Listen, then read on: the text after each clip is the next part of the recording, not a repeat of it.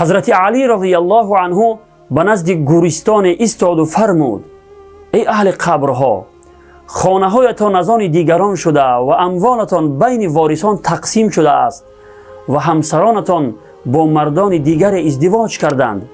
پس از حال خودتان به ما خبر دهید ای اهل قبرها. برادران و خواهران عزیز، قبرها که سخن نمی گویند.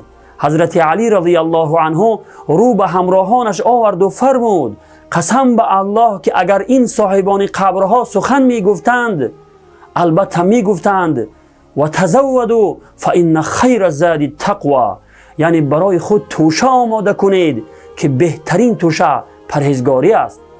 پس ای کسی که خبری مرگ دیگران را میشنوی و یا در جنازهش حاضر میشوی، چرا از آن عبرت نمیگیری؟ چرا برای این سفر دور و دراز آخرت توشه خود را از عملهای نیک و صالح آماده نمی کنی؟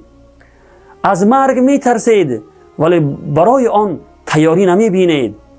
از مرگ نترسید بلکه از آن بترسید که مبادا مرگ به سراغ شما بیاید در حالی که تا حال از گناهانی که انجام می دهید توبه نکرده باشید.